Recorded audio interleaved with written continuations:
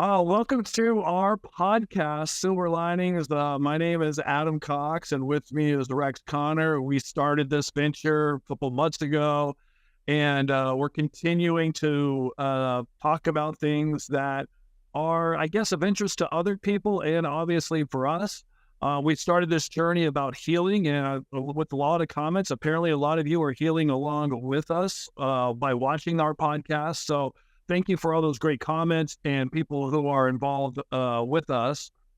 Our last response that we did last week, we got a little bit, we got some things off our chest a little bit about some of the comments about religion. And a lot of you were thankful that we actually talked about it. So with that being said, Rex, there are some comments that I think we need to address from that response that we did. Yeah, I'll address just one or two and let you address a couple of them. First of all, thank you for your reactions. Thank you for your comments. As always, we appreciate comments, but this one in particular, because the way we approached it, we didn't know what the reaction was going to be. It was overwhelmingly supportive. Some people, not very many, took I wouldn't even say they took exception. Some people disagreed, which was fine. I have one or two I want to read in disagreement, but my first reaction is thank you for your reactions. What I want to clarify is a couple people took not necessarily offense, but they pushed back appropriately, saying, well, you can't get away from talking about religion in this case because there's so much religion. We agree completely. Our intent, no matter how we communicated it or how you heard it, our intent was to explain why Adam and I don't engage in religion very much in the podcast. There are a lot of questions about it that we don't engage in, and we tried to explain why we don't engage in. We aren't saying that religion shouldn't be a topic in this case. Obviously, there's a lot around religion. We engage in it. In fact, in one of my answers here to one of the comments, I'll just do an explanation to answer a question. But we are trying to tell you what to say. We are trying to tell you what to think around the case. What to ask us. You can ask us anything. We mentioned this in the response that you may not get the answer that you want, but you can ask anything you want. Yeah, and we don't answer all questions, but we certainly consider all the ones that we read. Again, the easiest way to get to us is to comment, put your comments in on YouTube. We try to get to the other sources too. On Facebook, and especially our email. Currently, it's still Tiny and JJ's Silver Linings at gmail.com. But let me address just one question that shows, yeah, we'll talk about religious topics. We won't engage and go back and forth. We won't try to defend or advance our particular church that we go to. But one person said, given the topic of this podcast, this is from Kim Disney, I do have two questions for you. In one of the early podcasts is mentioned that right around the time, or maybe a little before Lori met Chad, she was going to the temple more and more.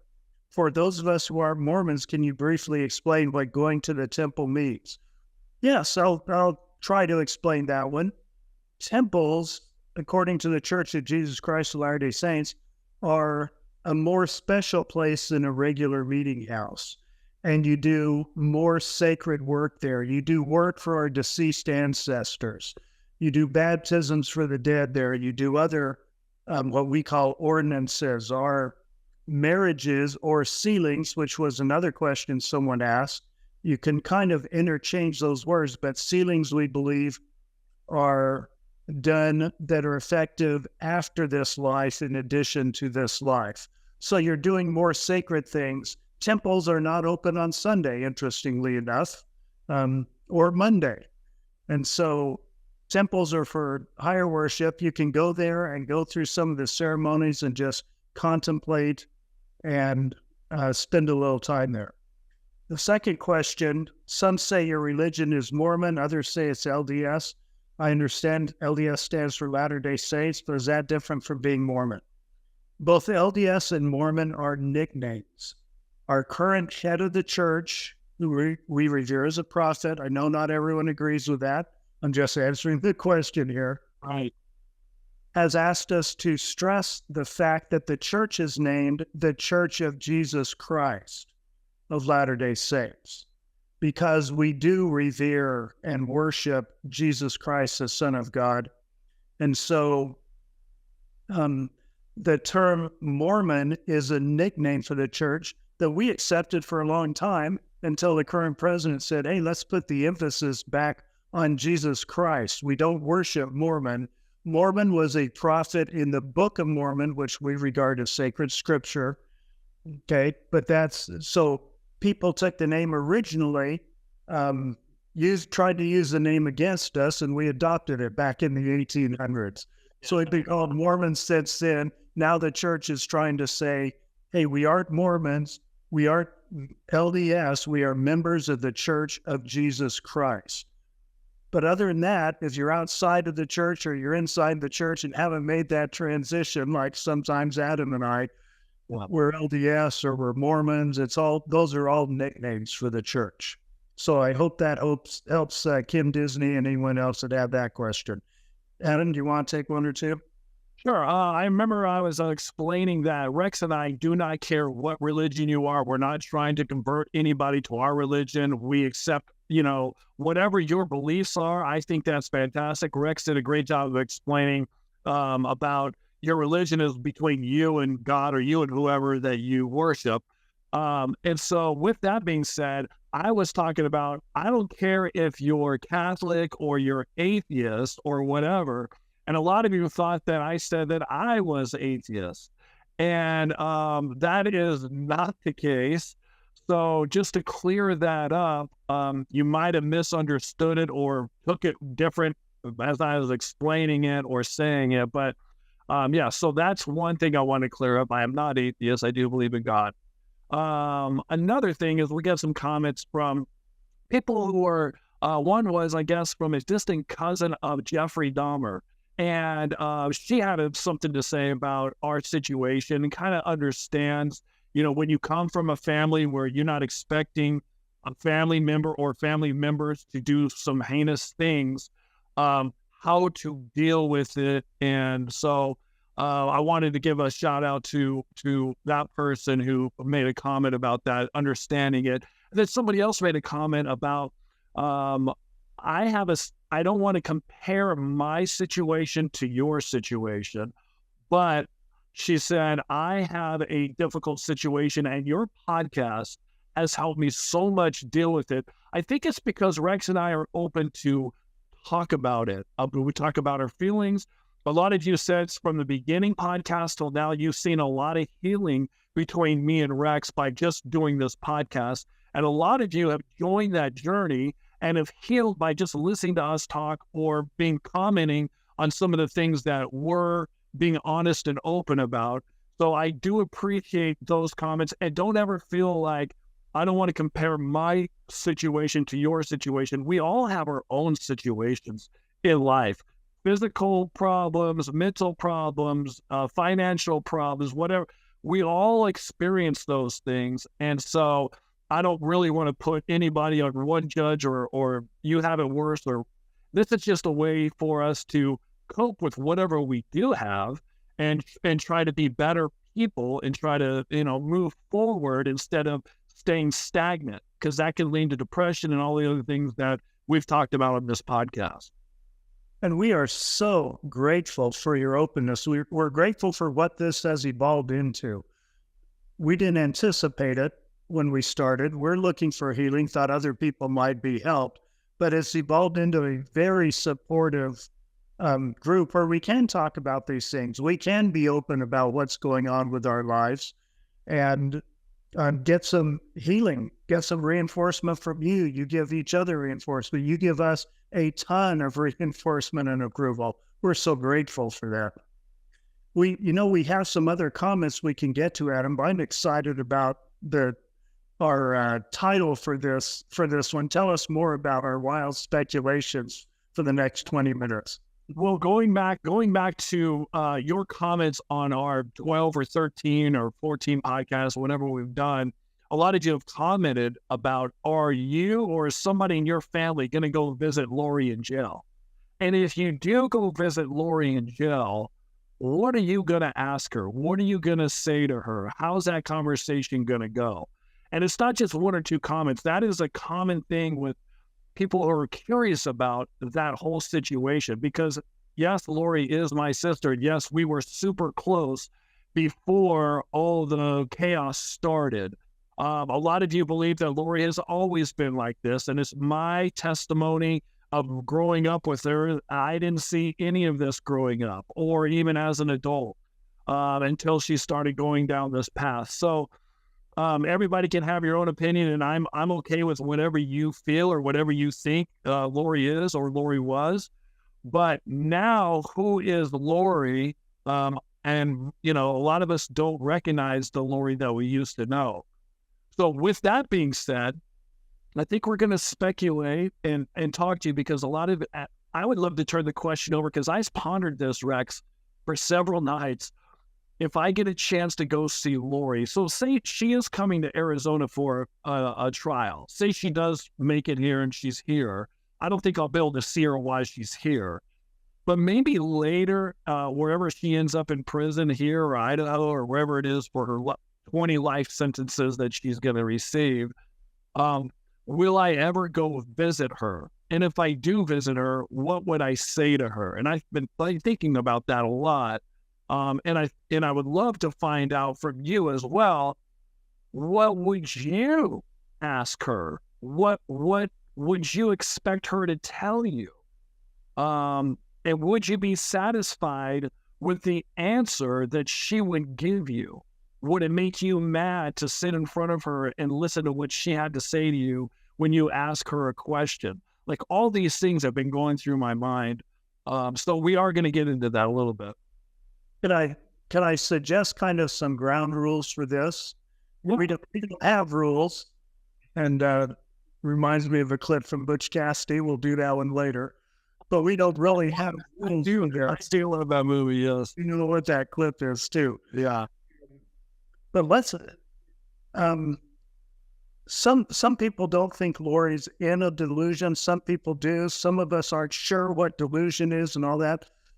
Let's just say it the way we think it without trying to throw in terms. He lets you know what the term means, and we have some people that are well versed in the psychology and the terms, etc. But let's not do that, because those of us that aren't well versed may use them wrongly, and that distracts from the message here. So let's just call it like it is. If you call it, say she's in a delusion, that doesn't mean we're psychologists and we understand it the same way. Let's just say she is whacked out, okay, or something like that. And let's speculate. Let's speculate wildly, because, I went with one of the diagnoses she received, and there's something about delusion disorder, and so I said that, and people are correcting me. I don't want to get it. There's no reason to debate what the title means. So I anticipate, if we get the chance to see her, and I'm not, the first time I answered this question, I said, I don't think it'd serve any purpose. And I'm not sure it would, but I'm not opposed to going and talking to her.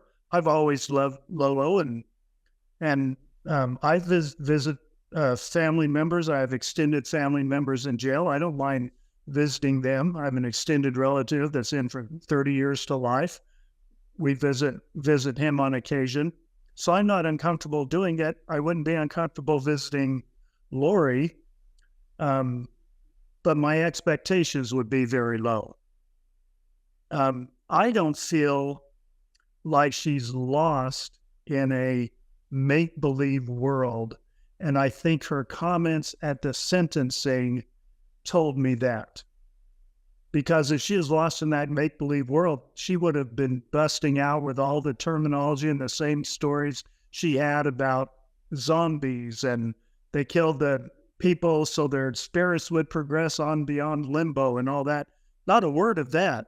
I think she addressed the situation very aware, very with it. So if I were talking to her in jail, I might ask something like, okay, Lori, you said there were no murders that happened. What? And you gave some explanations about accidental deaths, death from side effects, suicide. Tell me more about that, and see if she would answer.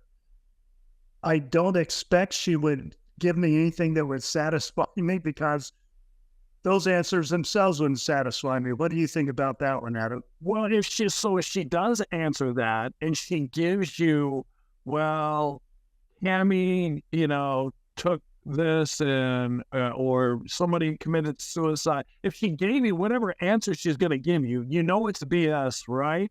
So then, do you then get mad at her and try to back her in a corner and say, well, that did not happen, and here's the proof that it didn't happen, and here's what we know from court, all the things. Then once you back her in a corner, then I want to see what she comes out and says after that, because once you put proof in front of somebody, they can't say, well, that didn't happen, because here's the proof that it did. Does she have another story that she goes a completely different direction, or did she stay on to, well, this is what I'm telling you happened? Yeah, I believe the latter. I think she would stick with, no, those are all lies that they told you in court. They made that up. They fabricated the evidence. I think she would go down that path myself. Yeah. So I was thinking too, like if people are asking me, like, what would you ask Lori? And what you just said is a good question, but I think mine would even go before that. I would be like, Lori, when you started saying that the end of the world was going to happen on this day, and then it never happened on this day, and then you got called out on it, and then you said, well, it's not this day, it's this day coming up, it's around this time. You just kept on, not sticking to your word. When you start going down that road, I would ask her questions like, when and how did you think that your kids were zombies? Like, how did that come about? And what made you believe that? Like, what evidence did you have that you believed Chad's chart of dark spirits, light spirits, and zombies? And then the question would be, why did you get involved with Chad? It's like, how did we, like, a lot of us are like, well, how did that happen? So I mean, I do have questions, and I think those would be, like, right off the bat, those questions would be my questions to her. I like it. Hey, Adam, let's do something just so people know this is not scripted. We did not sit down and say, okay, let's ask this and do this. Let's try something different. Let's role play this a little bit. How about it? I'll take your question, ask you. You be Lori, how you might expect her to answer. Shall we try that? See what it does? And see where I think that her brain would take us. Yeah. All right. Okay. Go ahead, fire. Oh, hold on. By the way, I got a very short haircut today, so I need to put a wig. I got to put a wig on. I don't have a blonde wig, so I don't have the Lori. Okay, back and roll. Sorry. Wait, now your first question was, okay, so Lori, when you predicted the end of the world, you're concerned about the last days when you and Chad projected when the end of the world would be, and it came and went and didn't happen. What was your reaction to that? How would you explain that? Well, the people weren't ready at that point. The Lord will come at his own time, and he told us that would be the time that he was coming. But apparently the people weren't ready. They were too wicked. So we're trying to get people, to, get your lives in order so the Lord can come. But aren't people supposed to get more and more wicked preceding the second coming? Well, yes, but we have to gather the 144,000, and those people weren't ready. So we thought that they would be ready by then, and they're just not ready right now. Okay, so am I doing a good job or a terrible job as Lori? I don't know. We don't know. Well, let's move on to the second question. So Lolo, Chad? Really? What attracted you physically, sexually to Chad? Well, Chad is a spiritual being. He's above the prophets. He's right up there with Jesus when it comes to reality.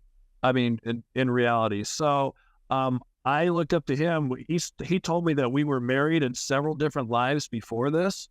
And so why wouldn't I marry him now? Didn't he tell several women that? I don't know about any of the other women. He's only told that I know. He's told me that. But yes, I'm sure he was married to several women. I think that's how it is in the next life. Okay, so Julie Rowe and Melanie Gibb, y'all are just kind of a sister ones. I guess I don't know how people would think like this, but if Lori would say something like that, I mean, I don't know how she can get to that point, but I think that maybe she got convinced. I'm not sure. Okay, let's reiterate. This is wild speculation. We don't have any clue what Lori would say. We're just speculating, as you do too, because you ask all these questions of us. Yeah. Do you think Lori this and Lori that? And you talk about these questions, so we're speculating with you, and we're just trying to make some sense of all of it. Do you want to switch roles, Adam, and ask me? Is there anything you want to ask that? And I'll say, and I'm going to be in that where I have my delusion available, but I'm going to jump out of it and move wherever I can to make the situation advantageous. So, Lori, at what point were you convinced that Charles was a guy named Ned, and that Charles actually died, and a zombie spirit named Ned got inside Charles's body? And you even said that Charles was shorter. He was short. The same height, and physically, this made him shorter. What evidence did you have of that, or was it just Chad telling you that? As soon as Chad told me, I knew, because we're connected, and so the knowledge was just natural to me. And he was a different person. He acted differently. He talked differently. He was actually shorter. Okay, I could tell. And there are other features that are just smaller. I could tell. And so I knew right away. See, I could do that in this. I didn't know this is the problem that I would have in jail asking Lori questions, because the answers that I think that she would give would either make me very upset or just not want to ask her anymore, just want to walk out of the room. The problem with going, and maybe people that have loved ones in jail that maybe have gone awry or whatever the case may be, have you ever gone to jail and talked to them and were more frustrated by going to see them than you wouldn't be by just not asking them anything? That's another question I would have. We have some guests coming up. Interesting, you should talk about this. I was in Salt Lake City a few days ago and met with people at the Other Side Village. This is something, Adam, I want to share with our listeners. These are people that have spent jail time and now are hosting a program to help people transition out of jail. And they were talking to me about their stories and what they said about how they would lie about what they had been doing to not take responsibility. I said right away, people need to hear this from them, because it's exactly, I think, what Lori would do. So I don't think we would get a straight answer from Lori about anything we ask in this light. Okay, I think she's going to tell whatever she feels like telling in the situation. And unless you want to believe it bad enough, like we speculated Alex did, we think Alex would do her bidding just because he wanted to believe what they were telling him so much. Unless you're in that category, it's just going to sound like a bunch of garbage. Yeah. And I feel like with Lori, She lied to my mom and told my mom a bunch of different stuff, and then lied to Summer and told Summer a bunch of different stuff. And those two things never collided. Like, my mom and Summer didn't even know the same things until after all this stuff happened. And then they started comparing notes on why Lori lied to Summer about certain things and lied to my mom about certain things. So they would both, believe her and what she was doing. But I felt like, with all these lies, like, she would have to lie about a lie that she made about a lie. Like, the lies had to just stack up. And to be honest, I just don't know how she could keep up with all the things that she said, because then when somebody would call her out on something that she would say that was a lie, she was like, I never said that, or that, or change the subject or something like that. So I don't know. I would ask her about certain things about that as well. But for me, the most thing is the biggest question would be about Tylee and JJ, because if you love your kids, and I don't care what religion, or if God came to me and said you have to kill your son, I couldn't do it. And so I don't know what would happen to me, but I know I couldn't do that. I wouldn't be able to do it. So for her to, her and Chad to, do that whole situation where, well, the kids are zombies and they need to die, or like, how do you get to that point of thinking like that? Like, that to me is just one of those things I just can't even fathom.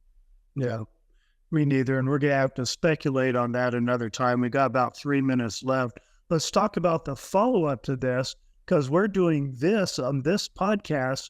So next Tuesday, I'm not sure what date that is, if you want to figure it out real quick, Adam. Next Tuesday, we're going to do a live broadcast in which we want to entertain your wild speculations on this same subject. And we'll try our best. Obviously, we aren't that good at it. You just witnessed that. But we'll try our best to put ourselves in that position and say, here's what you may or may not hear. And you can do that too in the comments in the live. So same topic. We're going to do this at 6 p.m. Central Time next Tuesday, the 27th. I'm thinking that's the right date. See if I'm right. Okay. Tuesday, the 27th. Yeah, it's like my map. I think it's the 26th. Okay. Well, whatever Tuesday is next week, we will follow up with a live doing this now. Watch for a quick response, just an announcement, because things are hectic for us. I'm in a different state doing my day job. Adam is in a different room there. Sean has had COVID. We aren't in the studio or even using the studio tonight. We haven't confirmed that live with Sean. We still need moderators. I know at least 3 of you have volunteered. Would you let us know again if you want to moderate next Tuesday? It's 6 Central. We haven't found a permanent moderator yet, but we need to make that happen. We want to keep this going if it's of benefit to you, if it's of interest to you. And there's a lot more coming up. We won't, as one person suggested, we won't just tell you all of our plans coming up. But I did let one slip tonight. We would like to have the people that run the the Other Side Academy on the show, so you can hear from them. It was just a beautiful, beautiful experience. Yeah, well, I'm very interested in that. I would love to have them part of the show to learn about that. Yeah, and for those of you that have had relatives in prison, family members in prison, it's so insightful. So we'll look forward to that. So next Tuesday, whatever date that is, the 26th, 27th, 6 p.m. So watch for an announcement. If we have to change it, we'll put up an announcement and tell you. Last word, Adam? I'm not somebody said I was a professional pickleball player, which I do play in the pro league, but I'm actually an instructor, but they call it the head pickleball pro. So that's what I'm doing now in Arizona. That's what he's doing to make a living. Yeah. He plays any level he feels is challenging. He's pretty good. Watched her. Can knock there. Rex came to one of my matches. I like that. Yeah. All right. We will see y'all on Tuesday. Thanks for being with us.